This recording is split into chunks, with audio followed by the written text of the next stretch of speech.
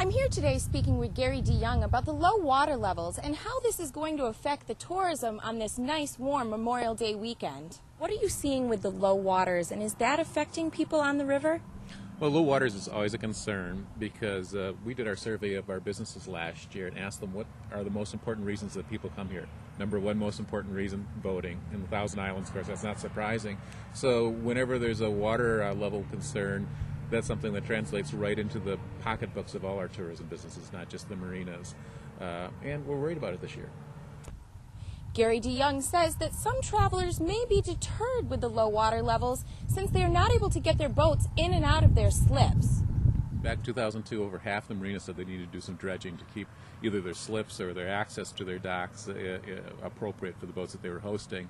Other people, about 30%, said they had to do some dock repair work, and I think that's also true of seasonal homeowners. If you look along the river this year, you'll see floating docks added to the docks. You'll see temporary docks added to the end of permanent docks, and those are adaptations that people need to make for the low water.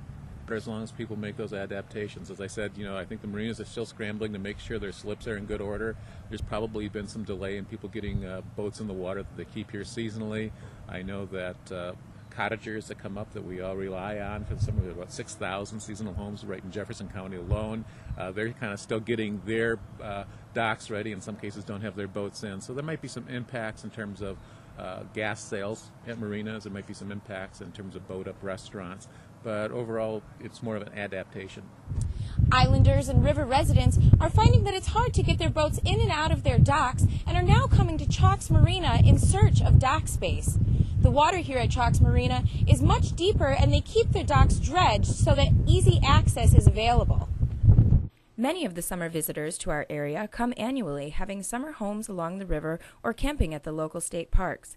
Donald Van Zant has been traveling to Grass Point State Park along the St. Lawrence River from Windsor, New York for approximately 45 years and is amazed by the low levels of water. We come up here about 6 weeks a year. We camp at Grassy Point, and we do boating and fishing and taking, around the area and look at scenery and stuff. It's very hard to get your boat in. The rocks are, right there. You got to lift your motor up and kind of push it out by hand. If you haven't got an electric motor, you got to use your oar or somehow to get out. Now, are you discouraged at the water levels? Are you concerned with the way that the water levels are right now? Yeah, I think it's very difficult, especially this time of year. Usually we don't hit this until like August, and getting our boats in, and you got to watch where you go in the river because you will hit. Navigation on the St. Lawrence River might be affected due to the low water levels because of the shoals that will be protruding from the river. Well, the river is still a great place to boat, and probably one of the best places to boat in the world, quite frankly, even though I'm the tourist guy saying that. And there's lots of great safe places to boat on the river. People just have to use their charts, not trust their instincts from when the water was higher, and they can have a great boating experience on St. Lawrence and Lake Ontario still. I hope people will do that. This has been Holly Boname with MyABC50.com.